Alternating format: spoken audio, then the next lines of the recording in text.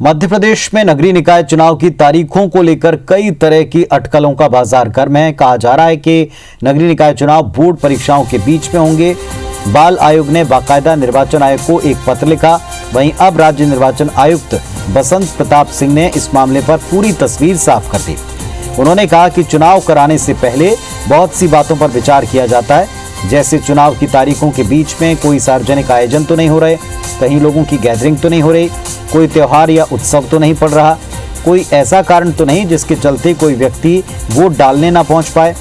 और इन सब बातों को देखने, सोचने, परखने के बाद चुनाव की तारीखें घोषित की जाती हैं। राज्य निर्वाचन आयुक्त ने कहा कि चुनाव प्रक्रिया स्कूलों में ही पूरी कराई जाती है और ऐसे में परीक्षाओं के बीच चुनाव का सवाल ही नहीं उठता। कांग्रेस की मतपत्र से चुनाव कराने की मांग पर राज्य निर्वाचन आयुक्त बसंत प्रताप सिंह ने कहा, चुनाव ईवीएम से ही होंगे।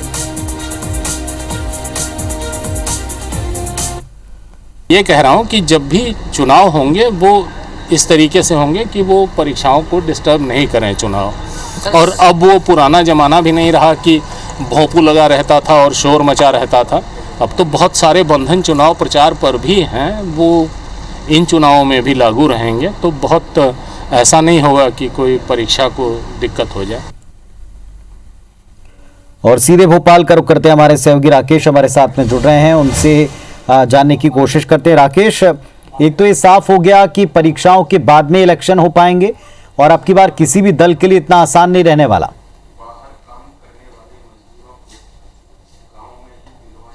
देखिए, बिल्कुल पुनीत, जिस तरह से मध्य प्रदेश राज्य निर्वाचन आयुक्त का जो बयान है और उस बयान के मायने समझें तो हमें यह समझना होगा कि मध्य प्रदेश में 10वीं 12वीं की बोर्ड परीक्षाएं कब से कब तक चलेंगी। और इन परीक्षाओं की बात करें, इस बार परीक्षाएं 2 महीने देरी से होने जा रही हैं। 1 अप्रैल से ये परीक्षाएं शुरू होंगी और जो आखिरी पेपर है वो 21 तारीख को आखिरी पेपर होगा। यानी कह सकते हैं कि इस बीच जो परीक्षाओं के बीच चुनाव नहीं होंगे और ऐसे में माना जा रहा है कि अब जब चुनाव होंगे तो वो मई के बाद होंगे। हालांकि अटकलें इस बात को लेकर भी हैं, क्या ये चुनाव है परीक्षाओं के पहले कराए जा सकते हैं, क्या मार्च और मार्च महीने में चुनाव कराए जा सकते हैं। लेकिन हम पूरे समीकरणों को समझे तो समीकरण यही निकल कर आते हैं, चूंकि जो अंतिम मतदाता सूची का प्रकाशन होना है वो 3 मार्च को होना है और 3 मार्च से 31 मार्च के बीच ये चुनाव कराना संभव नहीं है। तो ऐसे में यह माना जा रहा है कि जब बोर्ड परीक्षाएं का जो आखिरी पेपर होगा उसके बाद ये चुनाव होंगे। यानी कह सकते हैं कि फिलहाल चुनाव नहीं होने वाले। और जो तैयारी थी, राजनीतिक दलों की तैयारी थी और जो तैयारी चल रही थी और ये अटकल इस बात को लेकर लगाई जा रही थी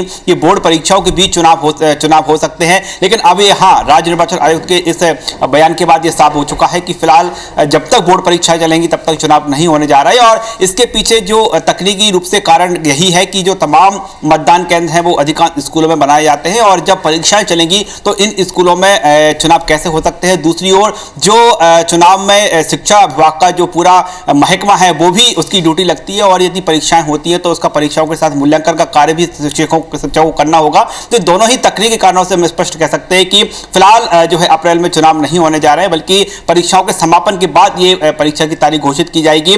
लेकिन अभी फिलहाल हम बात करें जो जिस तरह से निर्वाचन आयोग की तैयारियां चल रही है, तैयारी इसी बात को लेकर चल रही है कि जैसे ही प्रक्रिया पूरी होती है उसके बाद तुरंत चुनाव करा लिए जाए। और इससे पहले जो निर्वाचन आयुक्त है उनका यह बयान सामने आया था कि 3 मार्च के बाद जो अंतिम सूची का प्रकाशन होगा वो सूची नहीं बढ़ाई जाएगी। यानी कह सकते हैं जैसे ही मध्य प्रदेश में बोर्ड परीक्षाओं का समापन होगा उसके तुरंत बाद चुनाव कराए जा सकते हैं। हालांकि उसकी प्रक्रिया बोर्ड परीक्षाओं के बीच शुरू हो सकती है, उससे पहले अधिसूचना भी लागू हो सकती है। पुनीत, चलिए, तो अब तारीखों को लेकर के स्थिति काफी हद तक स्पष्ट है और इधर तैयारियों का दौर भी लगातार जारी है। बहुत शुक्रिया आपका राकेश इस पूरी जानकारी।